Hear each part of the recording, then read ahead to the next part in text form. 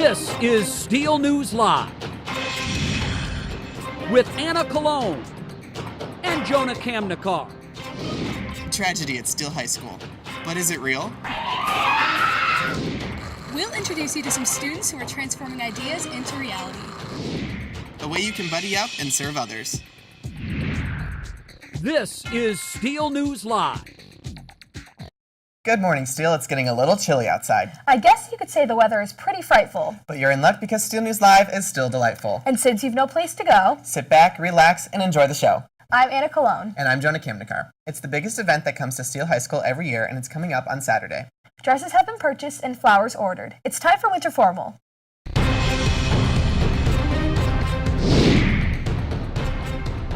On Saturday night, James Showtime and his crew will be rocking the house at Winter Formal. Since the fall homecoming dance is casual and prom is at DeLuca's, this is the only formal dance at school this year. It takes a ton of work to prepare for Winter Formal. So we sent Marissa Gillum down to the main entrance because it will be transformed in just a few days. Marissa joins us live to tell us about the Winter Formal preparations. Good morning, Marissa. How's it going down there?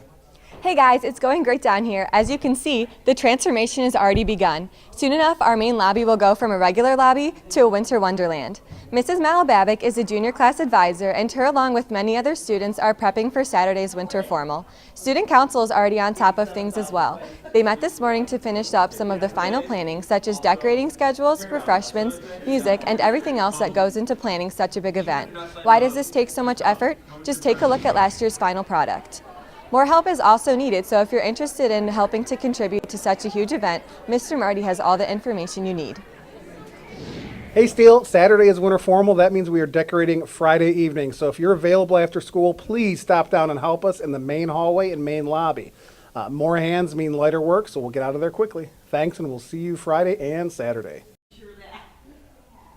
Thanks, Mr. Marty. Well, that's all for me, so I'll toss it back to the main studio.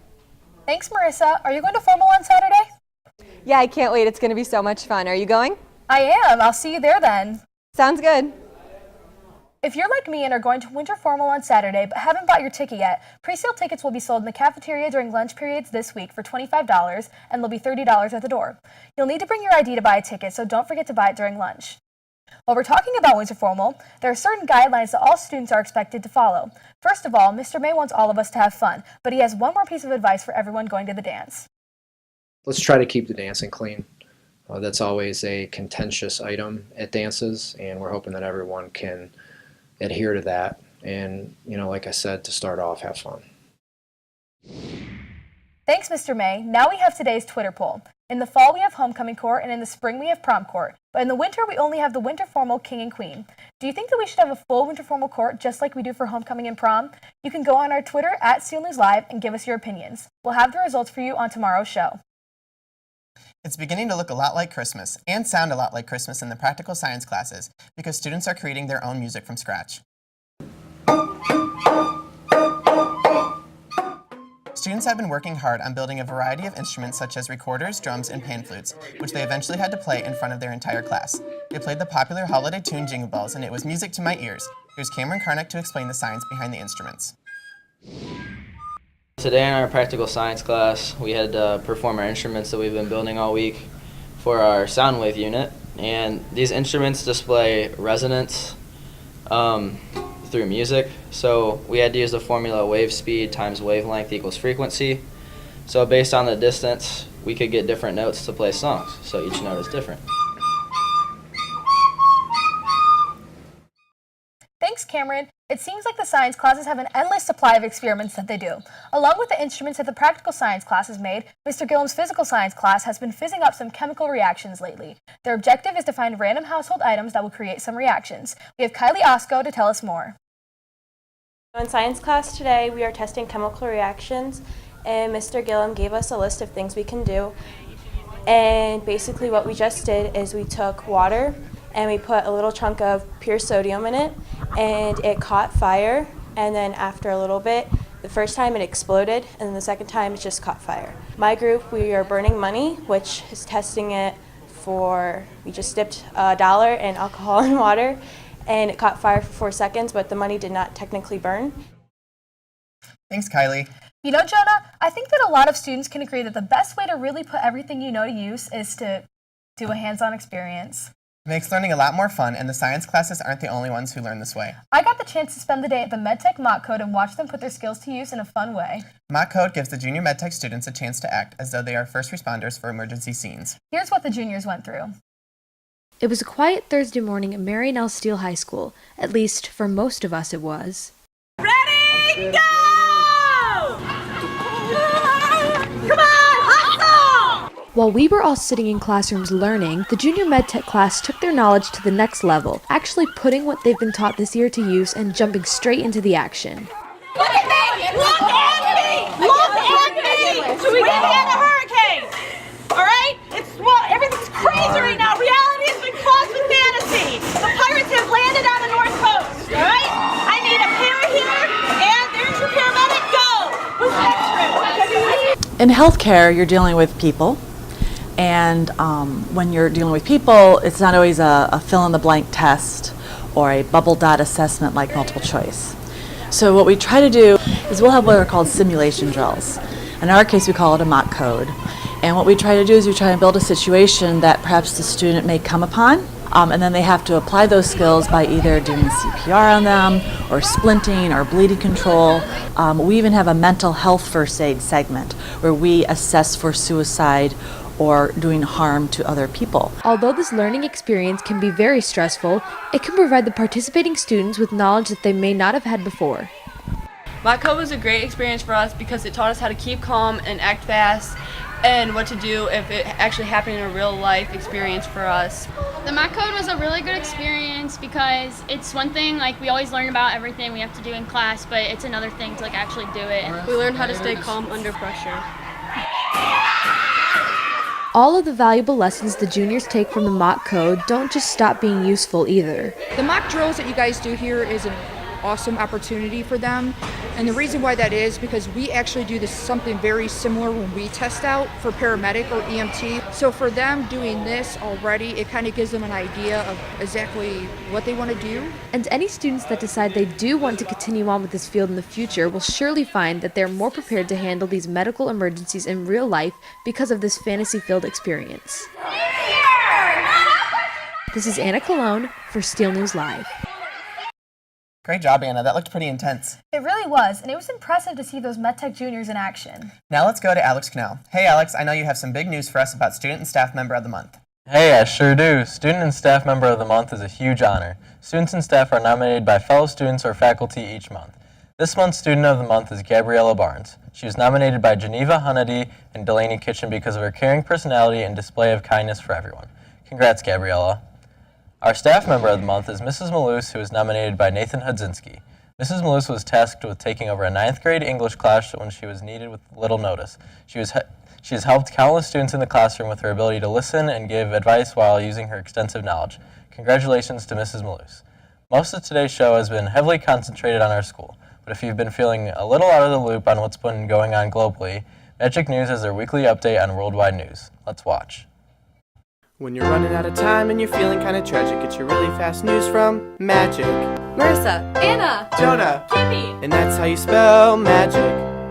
It's an acronym. There are few things more complicated than tax reform, but major changes to how Americans pay their taxes and how much they pay are coming. That's because the United States Senate passed their tax reform bill 51-49. The bill now heads to conference committee, where the differences between the House and Senate bills will be ironed out. Then the compromise bill will head back to both chambers for final approval. Who will be Time Magazine's Person of the Year? It's a bit of an odd mix this year.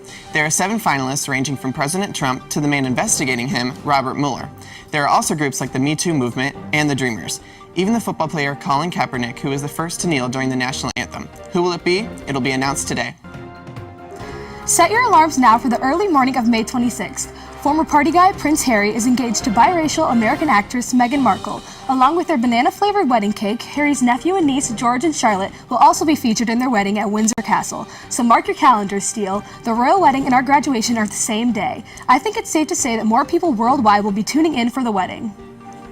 The biggest sports news in the Buckeye State this week is Ohio State being left out of the college football playoffs. They beat Wisconsin over the weekend to win the Big Ten championship, but the final spot went to Alabama. Instead, Ohio State will play USC in the Cotton Bowl. It's an acronym. Thanks, Magic. Well, that's all for me, so I'll toss it back to my anchors at the news desk. Thanks, Alex. Do you think you'll skip graduation to watch the royal wedding? I don't know yet. It's going to be a tough decision. It sure is. Thanks, Alex. Now we want to welcome Rachel Pratt to the show. Good morning, Rachel. I know you've got some important reminders to tell students about. Yes, I do. 3 quick reminders for all of you. First, let's start with track. Attention all track captains, there will be a meeting before school tomorrow in the cafeteria at 7:05. It's a mandatory meeting, so if you're one of the leaders on our boys and girls track teams, you need to attend tomorrow's meeting. The football team is coming off a winning season, and the off-season program begins tomorrow after school, so all returning football players should be in the weight room by 2:45 tomorrow, ready to get started. Finally, National Honor Society has a meeting before school in the Creative Learning Center on Friday. It starts at 7 o'clock, so if you're in NHS, make sure you are there. There are so many clubs and activities here at Steele, but there's one that some people are probably not familiar with because their season hasn't started yet.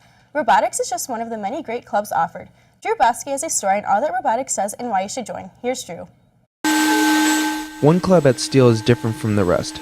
They don't jump hurdles or swing a bat. Instead, they put their minds to work by building all sorts of fascinating inventions. Who are they, you ask? They're the Amherst Robotics team. But what exactly do they do? Well, like any other club or sport, they have challenges they must overcome, and instead of using athleticism to overcome them, they use engineering. You have a vision of what you want to build to solve a certain problem, and you spend the time learning about what it takes to do it. A lot of times we'll have a student come in and say, hey, I want to build such and such, but I don't know how to do it. So we can give them ideas, or even help them with materials.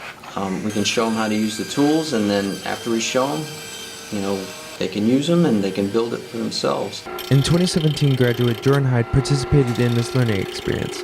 It showed him how to take an idea and make it a reality. It taught me how to be a better builder. I've been building things all my life, but I mean, to have the skills to be able to machine, to be able to, program your own things and design your own things, it's very valuable and I like it.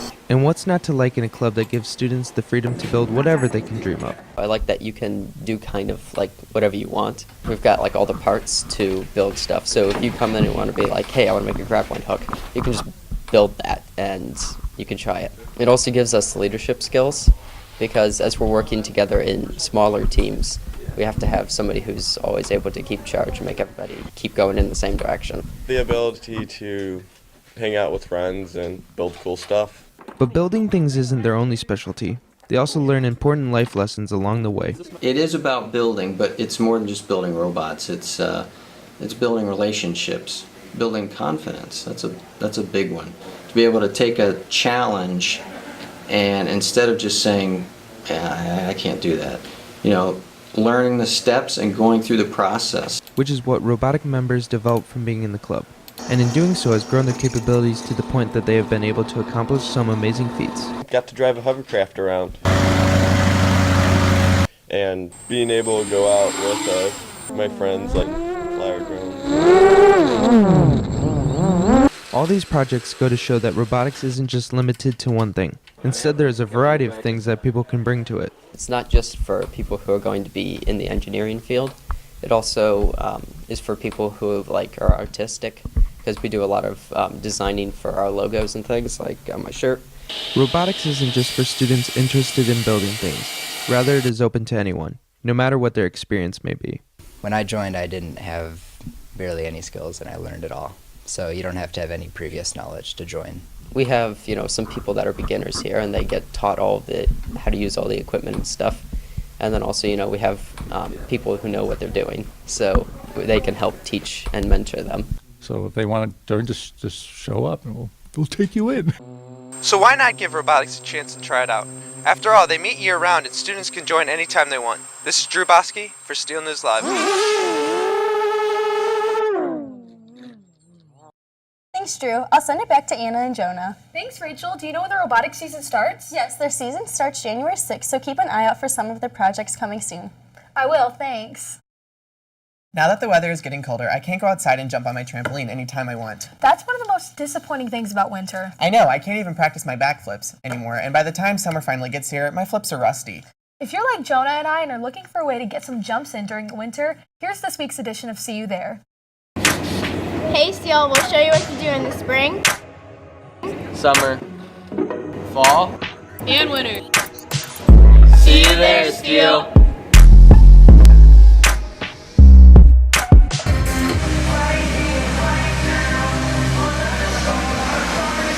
Where have you been meaning to check out that's tons of fun and great exercise? It's the new trampoline park in the area. Their grand opening is this week, So come in and check it out. This is the 42nd trampoline park from altitude that features exciting entertainment such as the kids court, tumble tracks, a rock wall, dodgeball courts, foam pits, and the always exciting battle beam. The High Energy Park has over 25,000 square feet of trampolines and other activities that will be sure to suit anyone and everyone. If you're interested, a 30-minute pass is $9, an hour is $12.95, 2 hours is $20.95, and 3 hours is $24.95. This place is going to be jumping with fun. We love altitude. We'll see you there, Steele.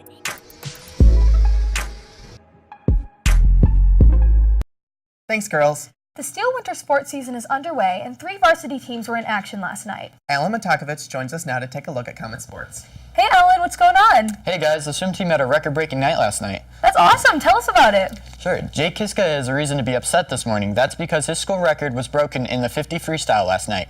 The good news is it was Jake who broke his own record. Here's Jake in the 50 free, where he set the new school record in 22:07. The boys dominated North Olmsted 132-36, winning every single race of the night. Max Mlinchek won both the 100 free and the 200 IM. The girls were nearly as successful, defeating the Eagles 126-56. In fact, the girls won every race except for one. They were led by freshman Abigail Lowe, who had a double win in the 200 freestyle and 100 backstroke. Great job, swimmers. We caught up with school record holder Jake Kiska after the meet. I won a personal school record today. I went 22:07, and I'm hoping that I can break that later in the season. The boys can bring back a 3rd SWC title, and I'm hoping that the girls can win SWCs also. Thanks, Jake. The boys' basketball season is underway. Unfortunately, the season opener did not go as planned for the Comets as they lost 87-63 to Clearview.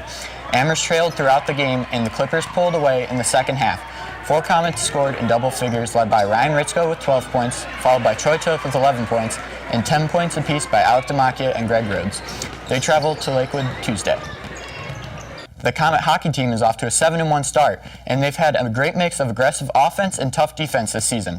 Last night, they walked into the ice at home against Avon, and the Comets skated away with around the Eagles. Amherst got the goal from Jacob Kramer to get on the scoreboard in the first period, and the Comets added 4 more goals in the first. Junior Michael Giannuzzi scored 3 goals for the hat trick. Nathan Harmich and Alex Cornell added goals as the Comets shut out Avon 6-0. Here's Michael Giannuzzi after the game. Came out against Avon, got a win. Offense played great down low, and D did great, letting no pucks get past them. Goalie got a shutout, and practicing real hard. It's great to see it pay off. That's a look at the night in sports. Now I'll send it back over to Jonah and Anna for a story on a different type of sport. Thanks, Alan, for those updates. The Amherst girls tennis team plays in the fall, and the boys play in the spring. But the tennis season is a year-round sport for some Steele students. Their main reason for playing isn't to win matches. Instead, they give a whole new meaning to the tennis term love. Brittany Rourke introduces us to these players who can use a few new buddies. Here's Brittany. While most sports are about battles and competition, the sport of tennis is about one thing: love. Love may mean 0 in tennis, but in the Buddy Up program, love means something more. This program thrives off of the love and support from family and teammates to give the players a chance to try something new. I'm always looking for different things that Danny can be involved in. The school sports aren't really for her because it's very competitive. So we go outside of the school, and I signed her up for tennis. She's doing really good. I'm very proud of her for trying. It's just a good time for the families to get together, and the athletes, they have a lot of fun doing it. And they're learning how to play tennis, and it's a very good social activity. And that goes for the buddies too. This program operates solely on volunteerism. The volunteers may only be giving out instructions, but they're giving so much more. They're teaching more than just tennis. It gives you a new outlook on life itself. Honestly, it's given me such a positive look. It's something I look forward to, and you get to help others. And honestly, that's one of the best feelings out there. Knowing that you can help someone become as happy as you are. There's no real words to describe it. It's just one of the best feelings in the world. Buddy Up is more than just a tennis program. Believe it or not, you don't even need to know how to play tennis in order to help out. All you have to do is spend an hour and a half of your Saturday morning to make a difference in these athletes' lives. The highlight of Buddy Up Tennis is just working with them and socializing with the students. They find happiness out of the smallest things. Each one of them has such a loving heart and they love everybody who works with them. These athletes are looking for a doubles partner, and that could be you. So why not buddy up on a Saturday morning, because these athletes will definitely be happy to see you. This is Brittany Rourke for Steele News Live. Thanks, Brittany. The next Buddy Up session is a week from Saturday at 11:30. There will be holiday fun for everyone, and make sure to wear your favorite Christmas sweater. You can also stop down to room 320 and see Mrs. Costello for more information on Buddy Up Tennis. Well, Steele, we've reached the end of today's show, but we have more news to share with you. Follow us on Twitter at Steele News Live for news around the clock. Here's what's new on our Twitter. We asked students to answer the question that nearly everybody at school is arguing about. Is water wet? How is your vision impaired should you decide to drink and drive? Check out our Twitter for details about a special program coming up to school tomorrow. And Santa's appearance from the Miracle on Main Street Parade. Those are just a few of the stories we've posted for you on Twitter, so follow us at Steele News Live. That's all we have for you today. We will let the choir end the show with some sounds from the holiday season. Here's some of their performance from last night at St. Peter's Church in Amherst. We will see you again tomorrow live at 9 o'clock. Bye, Steele. This year, to save me from tears, I'll give it to someone special. Give it to someone once bitten and twice shy. I keep my distance, but you still catch my eye. Tell me, baby, do you recognize me? Well, it's been a year, it doesn't surprise me. Merry Christmas, I wrapped it up and sent it with